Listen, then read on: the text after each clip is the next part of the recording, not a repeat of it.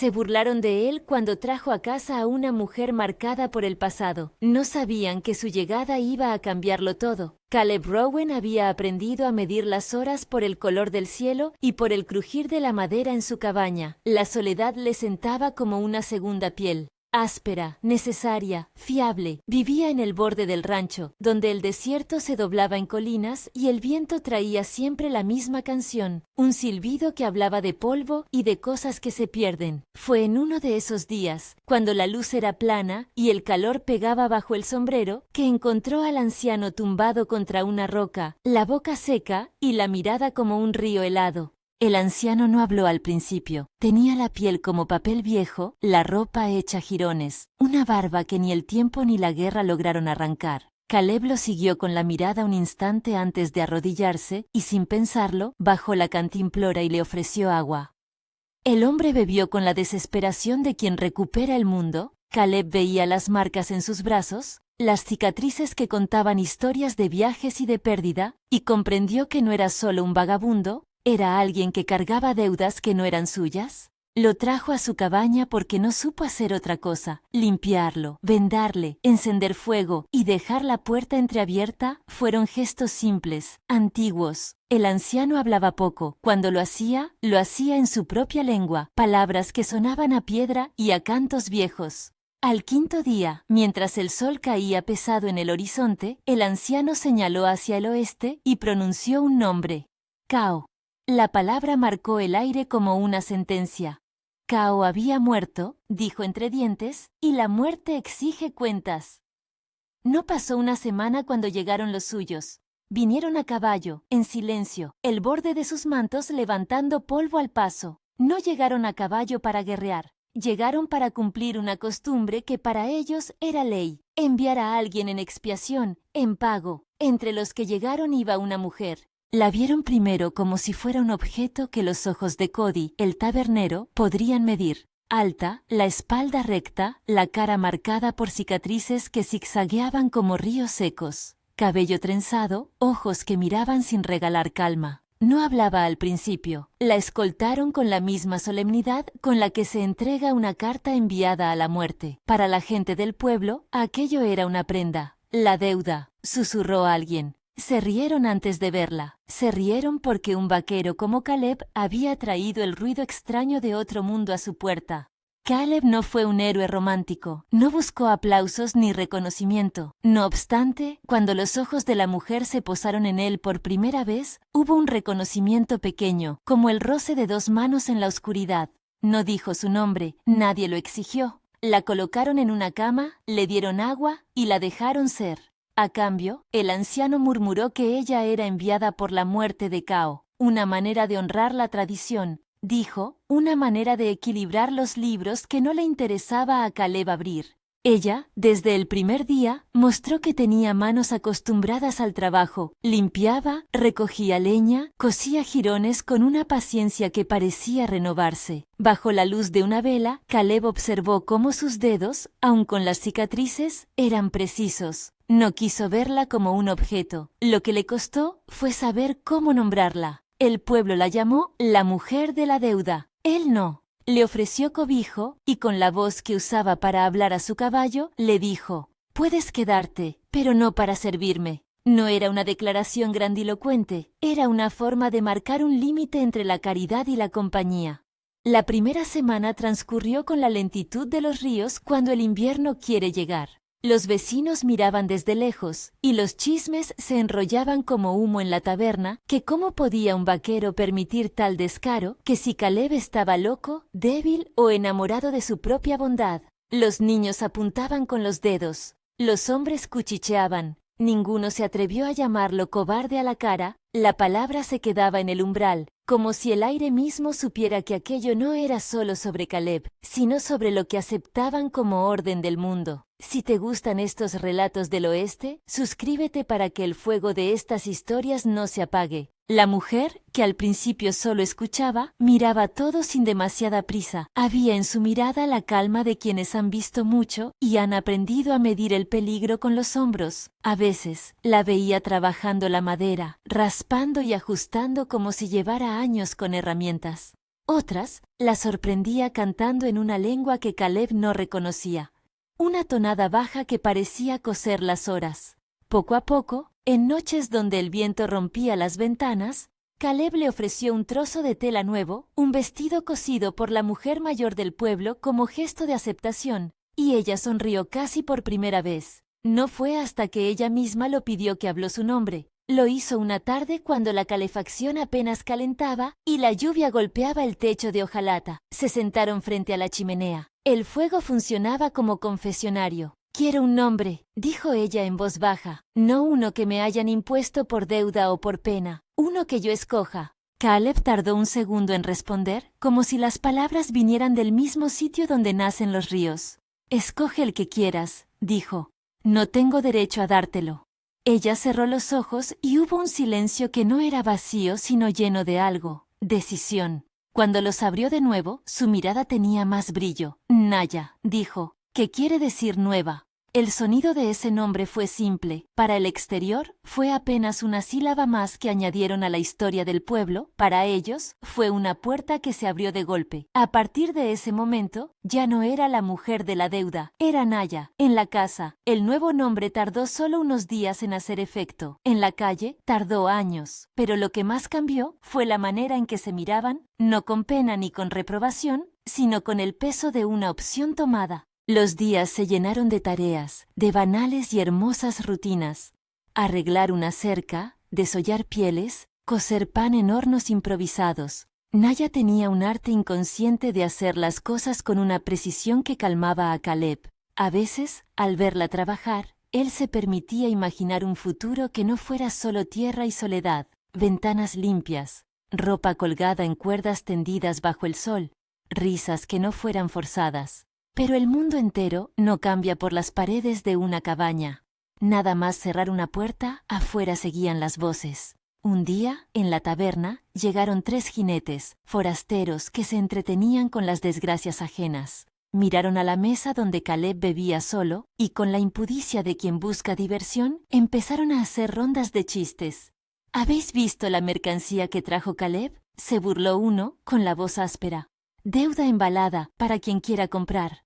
Caleb sostuvo su cerveza como si fuera la única verdad en la habitación. Se levantó, tranquilo, moviéndose como quien no desea empezar una pelea y, sin embargo, no permitirá el insulto. Los forasteros se levantaron también, posturas grandes y torpes. Una palabra llevó a otra, un golpe de ego fue disputado por otro, la pelea fue breve, áspera, de pies y manos más que de pistolas.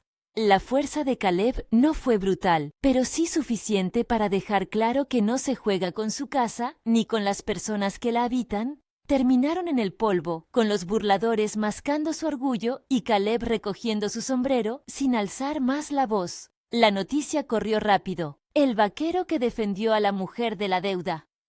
Algunos sonrieron con cierto desprecio, otros con una admiración contenida. Para Naya, la escena fue una advertencia. El mundo vería en ella un botín o una maldición si no hacía algo más que aceptar. Su pasado la había marcado, cierto, pero no la definía por completo. Pasaron los meses y, entre la dureza del trabajo y la compasión compartida, nació una rutina que no necesitaba juramentos. Con el tiempo, Naya enseñó cosas que no estaban en los libros de Caleb, cómo leer las señales del terreno, cómo entender la dirección del viento para prever tormentas pequeñas, cómo cuidar las heridas sin que se infectaran. Caleb le enseñó a disparar con precisión y a confiar en la honestidad del trabajo duro. Cada uno llenaba los huecos del otro con gestos callados. El vestido heredado, el regalo que la anciana del pueblo le había dado, se convirtió en símbolo, una tela que ella usaba como si fuera un trofeo y una protección, y que lentamente se impregnó de aceite, humo y vida. La comunidad no dejó de susurrar. La burla continuaba, a veces en tono jocoso y otras en tono pesado. «Él está ciego», decía una mujer en la tienda. «Se arriesga a perderlo todo por algo que no entenderá», susurraban otros. Los muchachos del pueblo lanzaron nombres crueles a Naya en la calle, pero ella, en general, no devolvía los insultos con insultos. Su respuesta era otra: trabajo, mirar firme, silencio. Y cuando habló, pocas veces, y a la manera de quien sabe dar peso a las palabras, Su voz sorprendía por su dureza templada con calma. La paz aparente se quebró la mañana en que llegaron los jinetes. No eran los 3 forasteros de la taberna, eran hombres contratados, buscadores de recompensas y mensajeros de antiguas costumbres que venían con papeles y órdenes, con rostros duros y nombres en la espalda. Pasaron la valla levantando polvo, y la gente los miró con el miedo que se siente ante una tormenta anunciada. Dieron vueltas por el pueblo como si buscaran el punto exacto donde clavar su autoridad. El anciano, recuperado en parte gracias al cuidado de Caleb, tembló cuando los vio. Murmuró palabras que nadie entendió, pero que Caleb sintió en el aire como presagio, y no mucho después apareció un jinete de negro. Yatuk, dijeron algunos, un nombre que tenía peso dentro de la tribu, con un séquito que hablaba con calma pero con firmeza. Su llegada no fue una emboscada de venganza, sino la formalidad de quien viene a reclamar aquello que la tradición dicta. Hablaron de pactos viejos, de ofrendas y de equilibrio. No era sencillo. Detrás de la petición existían rostros de hombres que creían cumplir con la ley de su pueblo, con la memoria de aquel llamado Cao que había muerto y que en su lógica pedía un retorno. Caleb escuchó en silencio. No deseaba la confrontación, pero tampoco la sumisión.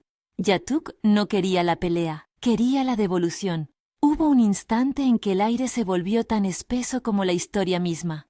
En un lado, hombres que no querían quebrar la paz entre bandos. En el otro, la vida de una mujer que había elegido, con calma, quedarse. La decisión no podía ser un tema que el pueblo dictaminara por gritos ni por papeles. La decisión debía surgir de la persona en cuestión. Naya se adelantó sin grandilocuencia, caminó hacia el círculo formado por hombres y caballos. El mundo, en esa mañana, se concentró en cada paso de sus botas. No llevaba armas vistosas ni orgullo que la hiciera temeraria. Llevaba su voz, la que había usado pocas veces y con precisión. Habló no para negar la tradición, sino para afirmar su humanidad.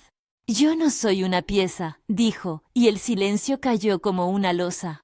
«No pertenezco a ninguna deuda que me venda o me entregue. No vengo a romper lo que para vosotros es ley, pero tampoco aceptaré que mi vida sea tomada como si yo fuera un objeto». Sus palabras no eran un desafío hecho con enfado, eran un reclamo hecho de verdad. Había una dignidad tal en su voz que hasta los hombres con más cicatrices se sintieron confundidos. Yatuk la miró con la reserva de quien escucha a una persona que conoce las reglas de su propia comunidad mejor que aquellos forasteros que hablaban en nombre de la misma. «Hay viajes que no se hacen por orgullo», añadió Naya mirando a Caleb. «Yo he trabajado, he sufrido, he aprendido. Elegí quedarme aquí, no porque me compraran o me obligaran, sino porque escogí. Esa es mi palabra». Nadie esperó que la escena terminara con lo que vino a continuación. Ante la tensión, Yatuk hizo una pregunta que resonó como una prueba. «Si tú nos pidieras que nos marcháramos, ¿lo haríamos?»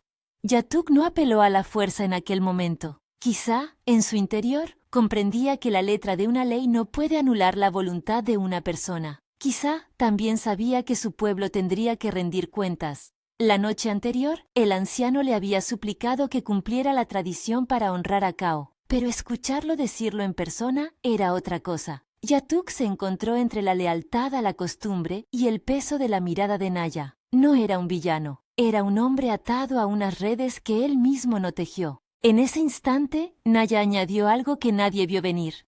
Una mano se llevó al vientre y sus pasos se detuvieron. No hubo necesidad de gritarlo. La palabra embarazo corrió por el aire como luz. No era solo una noticia sobre un cuerpo.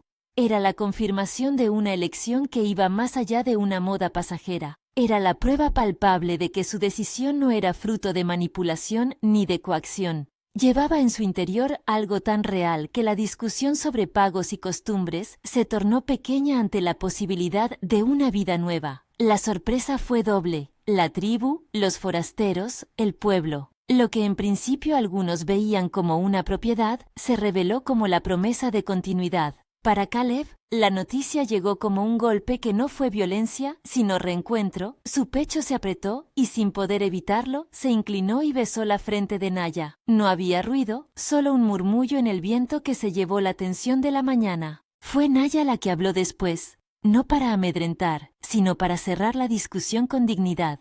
«No pido que me aceptéis, pido que respetéis mi voz. Yo he sido dada, sí, pero ya no lo soy. Soy Naya. El niño que llevo es hijo de mi elección. Hubo un temblor en la voz, porque admitir lo que el cuerpo guarda siempre es exponerse, pero la seguridad que la sostenía venía de dentro. Yatuk asintió, no con la culpabilidad de quien se rinde, sino con la aceptación de la complejidad humana. No es fácil, dijo, y su voz fue grave. Las tradiciones cargan el tiempo de nuestra gente, pero donde hay vida, hay otra ley que pesa más, la vida misma. No todos estuvieron de acuerdo, se susurraron quejas, se levantaron miradas de molestia por lo que podría interpretarse como una humillación de la tradición, pero nada volvió a ser igual. La decisión terminó con un gesto que fue más simbólico que legal. Los enviados de la tribu se marcharon, no porque cambiaran sus costumbres en una jornada, sino porque vieron en Naya algo que no podían reclamar sin erosionar su propia dignidad. En el camino, Yatuk dejó a Caleb y Naya algo más que la retirada, una promesa de diálogo. No era el cierre de una era, era apenas un inicio de conversaciones que el tiempo exigiría. Esa noche, la cabaña olía a pan recién hecho y a madera quemada. Nadie hablaba demasiado. Caleb y Naya se sentaron frente al fuego con las manos entrelazadas, como si la vida que crecía dentro de ella exigiera cuidado con la voz. En la ventana, la luna parecía más cercana, como si quisiera ser testigo de algo que no se resolvía en palabras. Con el tiempo, la burla pública que había crecido alrededor de la pareja cambió de tono. Algunos no dejaron de murmurar, pero muchos comenzaron a mirar con respeto. La gente del pueblo se dio cuenta de que, detrás de la reacción fácil, había una historia humana que no cabía en chistes. Cuando Naya cocinó por primera vez para una fiesta del pueblo, la misma gente que antes la había señalado a la puerta, probó su pan y la miró con otra curiosidad.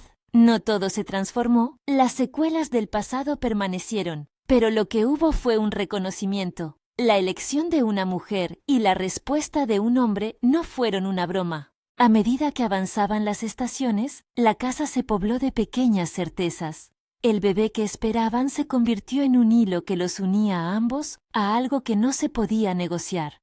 Naya, lejos de volverse dócil, mostraba su fuerza de otra manera.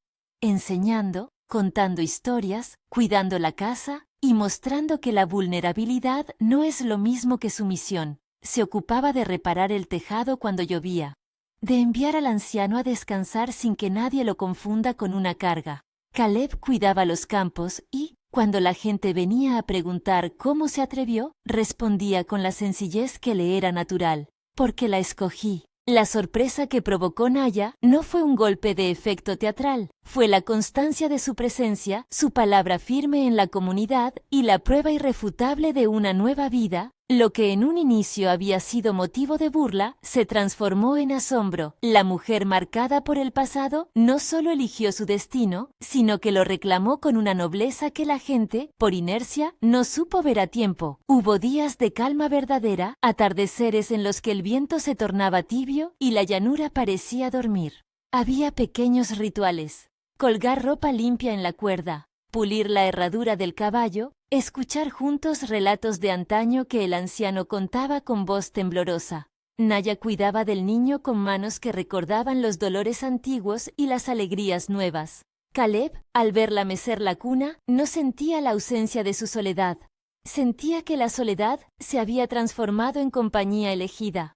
Pero la sanación no se produce de un día para otro. Naya llevaba dentro marcas que insistían, como sombras que no desaparecen del todo. A veces, por la noche, despertaba con horrores que la obligaban a respirar hondamente. Caleb no las borraba, no podía prometer la extinción del miedo. Lo que hizo fue construir una casa cuya madera respondía al latido humano, un lugar donde era posible hablar de lo que fue sin que el presente se rompiera. Y eso, a la larga, pesó más que los cuchicheos. Los vecinos acabaron por respetarlos no por un gesto heroico, sino por la constancia de sus actos. Cuando llegó el bebé, la calle entera vino a mirar con ojos que ya no buscaban morbo, sino la simple alegría de una nueva vida. Naya lo sostuvo en brazos como quien sostiene el sol. Caleb, mirando las pequeñas manos del niño, supo que había tomado la decisión correcta mucho antes de que el mundo se lo reconociera. A veces, la gente del pueblo aún recordaba las burlas. En las noches de taberna, algunos repetían chistes viejos como si fueran fósiles, pero cuando Caleb o Naya pasaban, esas voces callaban. La sorpresa que ella había provocado había cambiado la manera de mirarla. Lo que en otro tiempo se habría interpretado como destino impuesto, ahora se leía como elección. Una voluntad que no tolera ser comprada ni entregada. La cabaña, que una vez tuvo la soledad como único inquilino, se llenó de ruidos nuevos, pasos pequeños, risas inciertas, una canción que Naya y el anciano inventaban para el niño. El desierto alrededor, antes antipático y seco, pareció ofrecer su espacio. El viento ya no era solo amenaza, sino un mensajero que traía noticias de otras tierras, y a veces visitantes que venían a aprender cómo había sido posible. Caleb y Naya no pretendieron que su historia fuera un ejemplo universal. Sabían que muchas otras mujeres y hombres vivían condiciones diferentes y que no todas las historias terminaban con la gracia de una elección reconocida. Pero su vida era una prueba, que una decisión tomada con honestidad puede reorganizar un mundo. Con el paso de los años, aquello que fue burla se volvió memoria. Los muchachos que antes habían gritado palabras crueles, crecieron y dejaron de hacerlo, algunos convertidos en padres que entendieron, por primera vez, la complejidad de las decisiones humanas. Yatuk, en alguna de sus visitas, dejó saber que la conversación con su gente había generado cambios lentos. No revoluciones, pero sí verdades que se acomodaban en los rincones de la tradición. En una tarde donde el sol se inclinaba hacia el invierno, Caleb y Naya caminaban por la llanura con el niño en brazos. Ella llevaba el vestido heredado, ahora cosido y remendado en trozos distintos, y le gustaba ver cómo la tela, antaño prenda de pena, se había vuelto símbolo de vida. El viento jugaba con los cabellos de ambos. El ruido del caballo en la distancia parecía la banda sonora de un mundo que había aprendido a no encerrar las decisiones ajenas. Caleb observó a Naya y sintió que ninguna burla había sido tan pesada como para hacerlos olvidar la decisión tomada. No era una victoria fácil, no fue dramática ni pública con pompa. Fue, en la quietud de cada jornada, una afirmación. Eligieron juntos. La historia que antes se contaba en clave de chiste, ahora se contaba al calor del fuego como un relato de ternura, valentía y paciencia. Esa noche, al sentarse frente a la chimenea, Caleb recordó el primer día en que encontró al anciano. Pensó en la manera en que una sola acción, dar agua a un hombre que lloraba de sed, había desatado un río de acontecimientos que terminaron por cambiar no solo su vida, sino la del pueblo. Comprendió que la humanidad está hecha de gestos que a veces parecen pequeños, pero que contienen la capacidad de regalar orientaciones nuevas. La última imagen que quedó al caer la historia fue sencilla. Naya meciendo al niño mientras Caleb, con la frente apoyada en el marco de la ventana, miraba la noche. El fuego crepitaba. Afuera, el viento dejó de ser la amenaza de antes y se convirtió en un murmullo amable que repasaba las paredes. La burla se había transformado en asombro, y el asombro en respeto. Si algo enseñó su historia, fue que el amor verdadero no es un lazo impuesto por obligación ni por ley. Es una elección que, cuando se ejerce libremente, transforma. No borró las cicatrices, ni prometió un final sin sombras, pero creó un lugar donde las voces podían hablar, donde las decisiones se respetaban y donde la palabra de una persona valía tanto como una tradición. Caleb y Naya eligieron cada día. Su vida demostró que esa elección podía sorprender al mundo entero. Si este relato te conmovió, compártelo con alguien que crea que el amor y la libertad van de la mano. Deja en los comentarios qué momento te sorprendió más. Nos gustaría leer tu opinión.